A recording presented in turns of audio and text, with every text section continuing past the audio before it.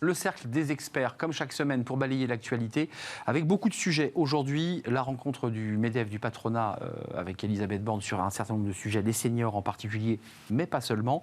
On parlera du début des négociations dans la fonction publique. Ça, c'est Stanislas Guerini qui va se pencher sur le sujet. C'est un peu compliqué, on y reviendra. Et le top 10 des métiers, ça c'est Pôle emploi qui le publie, avec des métiers souvent en tension et des métiers souvent pénibles. On en parlera. Mes invités sont là. Olivia Copin, ravie de vous accueillir. Ravi. Vous êtes fondatrice de Juste Business, ni victime ni bourreau. Ça, c'est votre association, c'est bien cela ? Organisme de formation, pardon, Calliope, donc. Et on en a parlé sur le plateau il y a quelques semaines.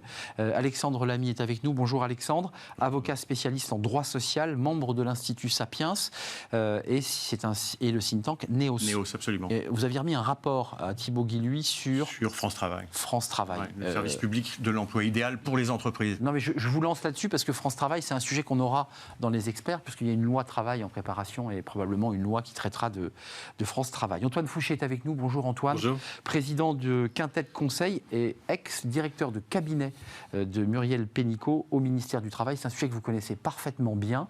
Commençons par le patronat reçu, le MEDEF reçu par Elisabeth Borne.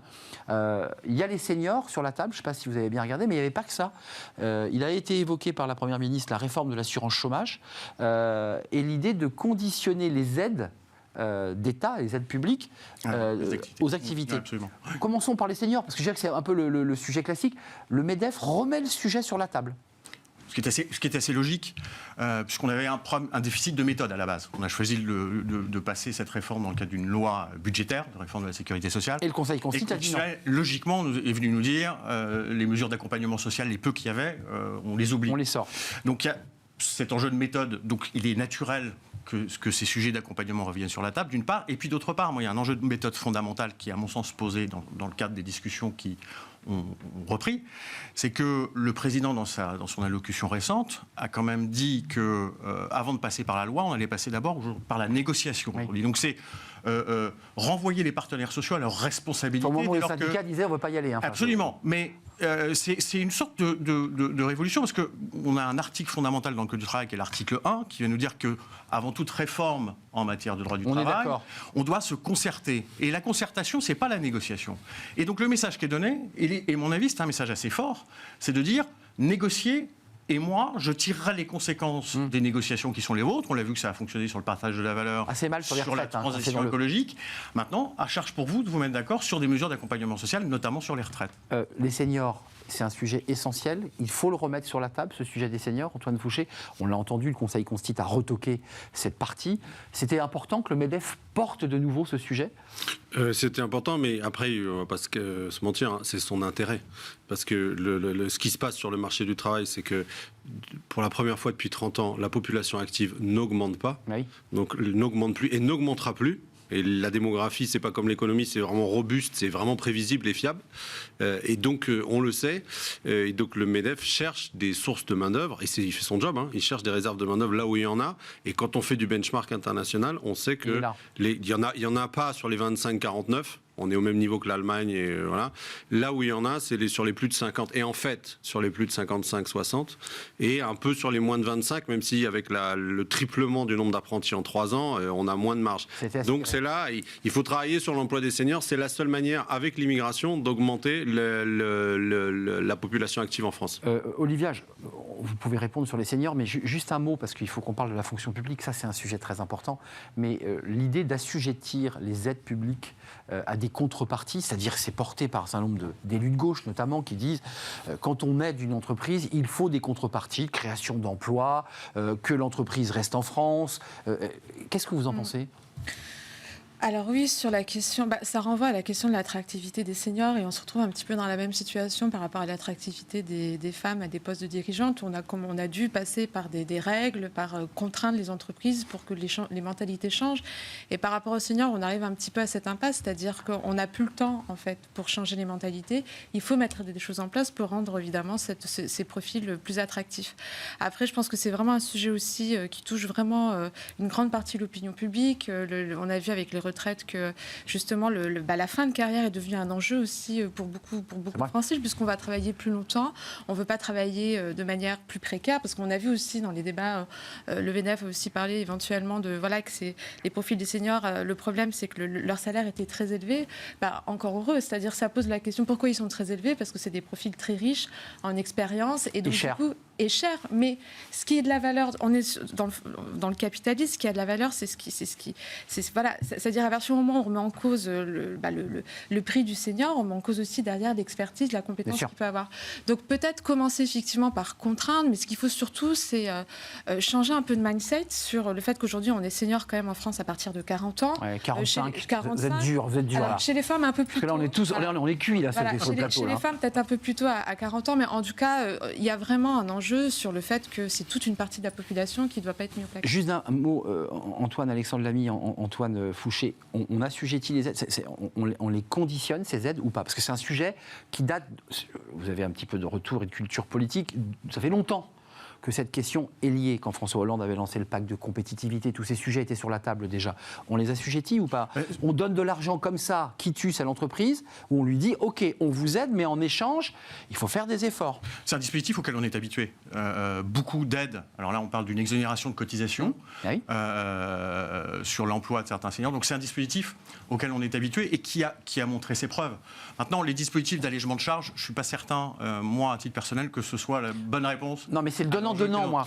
Parce que c'est ça la question qui est posée, c'est on vous aide, on vous allège des charges, on s'organise, on allège des cotisations sur des salaires, mais en échange, vous faites un certain nombre de règles. Et je précise que dans le même temps, Elisabeth Borne a reçu le patronat, elle a lancé le grand plan de transformation énergétique, il faut transformer la planète, il faut trouver des milliards d'euros en plus. Excusez-moi. Mais le principe du donnant-donnant, en soi, il fait sens, et puis il est pratiqué dans plein de pays, et on pourrait avoir ça, par exemple, sur les aides à la localisation, c'est-à-dire on vous aide à vous implanter en France, à développer un business en France, en échange vous restez au moins 5 ans, 10 ans. Voilà. Je pense que sur les allègements de charges, ça n'a pas de sens, parce que c'est pas une aide.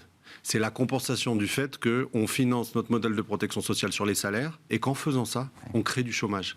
Et donc, le pire chose qui puisse arriver, ça serait que les boîtes ne respectent pas, que les soi-disant aides soient supprimées, parce que ce qui se passerait, c'est qu'on verrait une augmentation en flèche du chômage. Donc, oui, sur le principe de donnant-donnant, pas sur les allègements, parce que les allègements, même si c'est la compensation du fait que, encore une fois, on finance notre modèle de protection sociale. Au lieu de le faire sur l'impôt, on est le pays qui le finançons le plus sur le travail. Donc on pénalise le travail, et on ne peut pas dire à la fois il y a des problèmes de pouvoir d'achat et taxer encore plus le travail, parce qu'à la fin, les entreprises s'ajustent. Et donc, on a toujours ce problème, même avec les allègements. Le pire en plus, c'est que même avec les allègements, dès qu'on est au-dessus de 2,5 SMIC... C'est des poches. Non, mais et surtout, on est toujours plus cher. C'est-à-dire que vous avez... N'importe qui peut faire le calcul. Il faut aller sur un site, un moteur de recherche et voir en super brut comparé. Pour 4 ingénieurs allemands, il y a 3 ingénieurs français. C'est impossible donc de se battre battre avec ça. Donc vous nous dites en creux que notre niveau de charge, même lorsqu'on fait des allègements, reste encore trop élevé. Au-dessus de 2,5 SMIC, c'est factuel.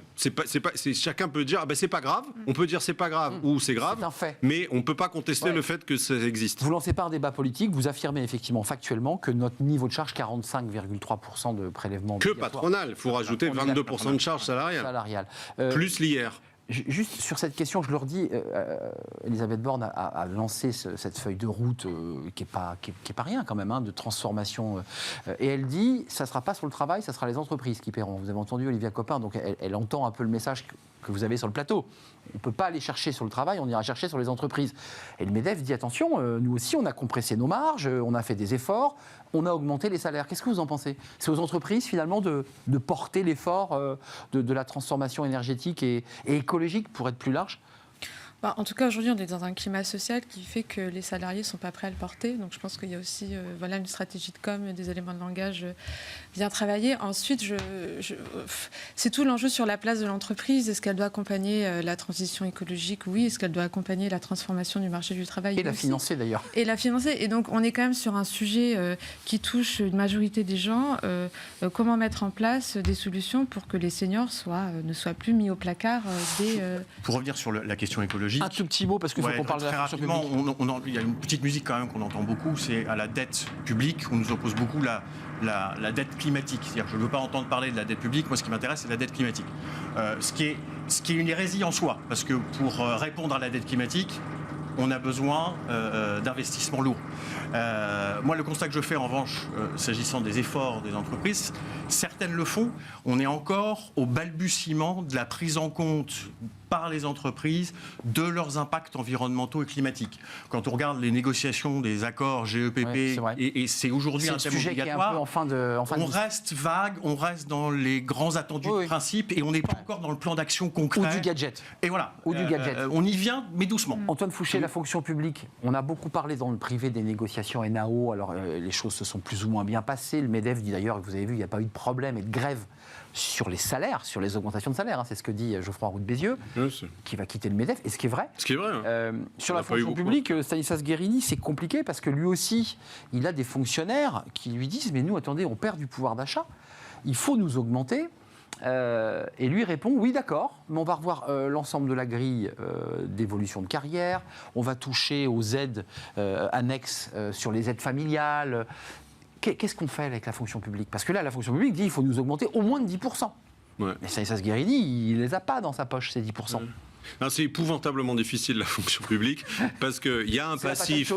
Il y a un passif où on a gelé le point de la fonction publique pendant des années. Donc il y a eu une perte de pouvoir d'achat factuellement, même si l'inflation était beaucoup moins forte. Là, ils ont augmenté de 3,2 alors que l'inflation était de 6. Donc il y a eu quand même l'année dernière de la perte et ils risquent d'avoir de la perte cette année. Par ailleurs, il y a un besoin de revalorisation salariale parce que quiconque a travaillé et dans le public et dans le privé sait qu'on travaille moins pour gagner plus dans le privé. Ça, vous mettez les pieds dans le plat quand même. Donc, on travaille moins pour gagner plus dans le privé. Je parle d'expérience. Et à tous les niveaux, de catégorie C à catégorie A+. Travailler en cabinet, c'est non, mais même dans l'administration centrale, un sous-directeur dans l'administration centrale, il travaille 70-80 heures par semaine. Sinon, il ne peut pas faire son job. Par semaine. Donc, et il prend ses 5 semaines de congé, pas plus, etc. Donc, il y a ça. Donc, il y a besoin de revalorisation salariale. Et par ailleurs, il faut faire des économies. C'est ce qu'a dit Isabelle Borne. Et le problème, c'est que les 4 sont vrais. Et après, alors, un autre pied dans le plat, là où je trouve que ça ne dépend pas que de Stanislas Guerini, ça dépend de l'ensemble du gouvernement, mais la seule manière de s'en sortir, c'est de simplifier le millefeuille territorial, parce que c'est le seul endroit où on peut faire des économies intelligentes, c'est-à-dire dépenser moins pour servir mieux, pour avoir un meilleur service public. Parce que quand il y en a 3 ou 4 instances qui s'occupent de la même chose, ça ne marche pas. Ça ne marche pas. Et là, on vous retire les mots de la bouche. Non, mais oui, on revient aux basiques fondamentaux. Mais c'est difficile à faire politiquement. C'est extrêmement dur. Il faut un courage politique. Mais c'est la seule manière de le faire. Mais là, pas dans le contexte social qu'évoquait Olivier Copin. C'est pas possible. Mais Antoine mettait en parallèle le public et le privé. On sait que dans le privé, l'augmentation des salaires, elle est conditionnée à l'augmentation de la productivité. Exactement. Et pour augmenter la productivité, on se réorganise. Et effectivement, un des piliers... Mais on réduit le mammouth un peu? Oui, on réorganise. Le millefeuille territorial, c'est la faculté de créer un nombre de doublons incalculable. Donc ne serait-ce que d'agir sur ce levier-là, oui, on a des leviers. Voilà, il n'y a qu'à Faucon, parce que ça fait 20 ans qu'on en parle. Mais les agents en souffrent en plus. Mais clairement, parce qu'ils se tirent, ils se tirent pas les uns sur les autres, mais ils font la même chose, donc c'est redondant, donc ils ont l'impression de ne pas être efficaces, donc de ne pas bien faire leur boulot. Burn-out, donc perte de sens. Exactement, donc ils compensent. C'est aussi pour ça qu'on travaille beaucoup plus dans la fonction publique, parce qu'il faut compenser la désorganisation. Alors que, parce que c'est conditionné au gain de productivité dans le privé, c'est moins désorganisé, sauf dans certaines grandes boîtes où c'est un peu le bazar, mais sinon, quand même, c'est plus efficace. L'organisation du travail est plus efficace. Donc, il y a vraiment quelque chose à faire. Il n'y a que, entre guillemets, les syndicats à prendre de front. Mais les agents soutiendraient. Vous avez bien raison. Il n'y a que les syndicats à prendre de front, parce que déjà certains en plus, la CGT, FO sont vent debout et exigent évidemment, dans un contexte où ils avaient évoqué qu'il n'y aurait plus de négo. Mais on s'aperçoit à travers notre émission qu'en fait les négociations ont pris sur plein de sujets, et notamment sur celle-ci. Vous en pensez quoi, Olivia Copin, du casse-tête face auquel est confronté Stanislas Guerini? Parce qu'il a bien compris qu'il fallait augmenter, et que la ministre, au même moment, la première ministre, dit qu'il faut serrer la vis dans tous les ministères. C'est intenable pour lui. Oui, c'est un peu ce qui vient d'être dit. C'est vrai que c'est un casse-tête qui est assez compliqué, surtout qu'on n'est pas dans la même temporalité. C'est-à-dire, effectivement, je pense qu'on est tous d'accord pour dire qu'il faut transformer, il faut vraiment structurellement cette fonction publique. Mais ça, on est sur un temps long, on est sur des décennies. Or, aujourd'hui... Et du courage politique. Et du courage politique, et puis aussi une continuité politique, c'est-à-dire que ça ne change pas d'un quinquennat à un autre. Et puis là, pour le coup, on est dans un temps court, c'est-à-dire qu'aujourd'hui, la grande sociale, elle est présente, la fonction publique, elle entend elle souffre. Et puis, du coup, ça a un impact aussi sur la qualité des services rendus. On est en plein dans l'actualité dramatique. Des hôpitaux. Des hôpitaux notamment, l'école, où du coup, on est sur des piliers de la démocratie, quoi. Et c'est là, du coup, il n'y a plus d'argent, et voilà. Et donc, on s'asphyxie.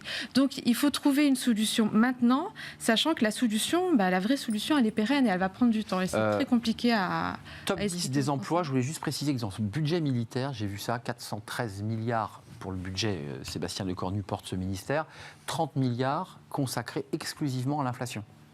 Donc c'est-à-dire qu'il y a 30 milliards qui partent pour compenser et revaloriser le rattrapage de l'inflation. Oui, c'est Antoine, l'indice a été relevé, mais pas suffisamment. Top 10 des métiers, ça c'est intéressant parce que on se dit, après tout, c'était un peu un marronnier, mais c'est important de le traiter parce que quand on regarde la liste des métiers, on se dit, mais en fait, c'est des métiers où il y a 3 millions d'emplois à pourvoir, donc c'est colossal, vous l'évoquiez Antoine, mais dans les métiers, serveurs, aides-apprentis, employés polyvalents, agriculteurs, ouvriers agricoles, ceux qui vont ramasser les fruits, les aides-soignantes et aides-soignants, ouvriers non qualifiés, viticulteurs, arboriculteurs, salariés cueilleurs, agents d'entretien, donc le ménage, et aide à domicile. Les métiers les plus pénibles qu'aujourd'hui, les personnes à Pôle emploi ne veulent même pas faire. Mais c'est pas surprenant. C'est terrible. On retrouve les mêmes métiers, ça fait plusieurs mois. C'est un marronnier, les mêmes métiers qui reviennent. En revanche, ce qui est intéressant à reprendre cette liste et de découvrir que ce sont les mêmes métiers dont on parle, c'est que ça renvoie au fait qu'aujourd'hui, on est vraiment, je pense, à un point de bascule. En lien avec le fait qu'on hérite des métiers qui sont liés à une économie servicielle. On a fait le choix, il y a plusieurs décennies, de l'économie servicielle aux dépens de l'industrie. Ce sont des métiers liés à l'économie de service. Les Français veulent être en terrasse, mais personne ne veut les servir. C'est un peu ça l'idée. Donc c'est terrible. Donc à un moment, il va falloir clairement poser le choix sur la table en disant soit vous prenez ces métiers, soit vous faites l'effort de la formation et on va vous accompagner pour le faire. Donc on renvoie à l'effort fondamental qui doit être fait plus encore, même si beaucoup a été fait. Et je regarde Antoine, sur le sujet, il y a encore beaucoup à faire. On a besoin de 4 points de PIB en matière d'investissement de formation à minima, et notamment renforcer l'investissement sur l'éducation primaire. D'expérience, ramasser des fruits, des cerises, des cornichons, c'est extrêmement pénible. Moi, je veux bien que vous me parliez de formation. Et l'immigration professionnelle permet de répondre à ça. Mais... Je mets les pieds dans le plat, parce qu'il y a une loi, une immigration qui devrait parvenir, on ne sait pas trop. Qu'est-ce que vous en pensez, Olivia? Parce qu'il y a un débat, là, globalement, ramasser des fruits, c'est pénible. Pas besoin de faire 15 jours de formation, on comprend assez vite qu'il faut ramasser le fruit, le mettre dans une cagette. On ne les trouve pas, ces salariés. C'est saisonnier, c'est plutôt mal payé, c'est pénible, ils n'y vont pas. Oui, puis ce qui est le plus terrible, c'est que dans ce classement, il y a aussi les aides-soignants, les aides à domicile. Donc là, on renvoie aussi à notre question, c'est des questions civilisationnelles sur comment on traite nos aînés. Et on va tous, c'est une question qui nous concerne tous. C'est un problème de salaire? J'ai envie de dire que c'est le top c'est les 10 métiers en crise, quoi. C'est pas qu'un problème de salaire. Depuis le Covid, il y a quand même une profonde transformation de nos rapports au travail. Donc oui, c'est une question de rémunération, c'est une question de conditions de travail, notamment dans la restauration, l'hôtellerie. Ça n'attire plus personne parce que c'est des métiers qui empiètent complètement sur votre vie privée, qui sont pas du tout rémunérés. Et aussi, on parle beaucoup de la reconnaissance dans le monde de l'entreprise, mais c'est des métiers qui ne sont pas reconnus socialement. Et donc, du coup, effectivement, c'est des métiers qui vont attirer personnes qui n'ont pas d'autre choix que d'accepter ces métiers-là. Donc, les personnes les plus précaires, les moins instruites, les moins formées. Du coup, sur des métiers, pour moi, c'est très grave, sur des métiers comme aide-soignant, aide à domicile, où pour moi, on devrait être sur des métiers passion, parce que s'occuper de personnes âgées, c'est quand même, il faut quand même des qualités humaines intrinsèques. Oui. Et du coup, qu'est-ce qu'on retrouve à la fin? De la maltraitance dans les EHPAD, de la maltraitance dans les hôpitaux. C'est vraiment un problème. Une souffrance au travail de ceux qui font le boulot. Sur l'immigration, on accueille dans une loi des personnes, des quotas de Nicolas Sarkozy, on en a beaucoup parlé aujourd'hui. On dit, on a besoin de 10 000 personnes pour faire le nettoyage, on a besoin, comment on fait? concrètement. Pôle emploi fait la liste, bon, très bien. Moi, je pense que de toute façon, on n'a pas le choix. C'est-à-dire que là, le débat montre que on est face à nos contradictions. D'un côté, je ne sais pas si les contradictions consommateurs-citoyens ou contradictions, intrinsèques. Et politiques même d'ailleurs. Et totalement politiques. Évidemment. Encore une fois, là, cette liste-là, grosso modo, depuis 10-15 ans, elle ne bouge pas. Elle ne bouge pas. Donc, on peut dire, sans être polémique et en étant factuel, que c'est les métiers que les Français, qui soient Français depuis 1 ou 10 générations, ne veulent pas faire. Voilà. Donc, ensuite, la question, c'est qu'est-ce qu'on fait ? Est-ce qu'il y a un contrat social plus dur qui dit, en fait, si, quand même si vous ne voulez pas quand même, donc là, c'est, on baisse ou on supprime les aides sociales pour rembler, c'est le bâton. Ou alors, mais il n'y a pas de troisième, hein. Ou alors, c'est une immigration beaucoup plus massive sur ces métiers-là, et donc ciblée et contrôlée. Voilà. Mais on n'a pas... Ou alors, non, si la troisième solution, c'est de rester... Oui, mais ça ne fait pas la masse. Parce que, comme vous dites, c'est des centaines de milliers de personnes qu'il faut, et par an. Merci. Donc en fait, et sinon, la troisième solution, c'est de faire comme on fait depuis 10 ans, c'est-à-dire que ça reste non pourvu, et c'est super dur pour ceux qui y vont, parce qu'ils doivent compenser l'absence des autres. Et ils craquent. Olivia Copin. Et au moment où ils craquent. La liste va peut-être amenée à être évoluée. Peut-être qu'un jour, ce sera aussi les enseignants, les professeurs qui font partie des métiers. Ils sont pas loin. Ça commence, Voilà. Ils sont pas loin, les enseignants. Donc quand même, gros warning.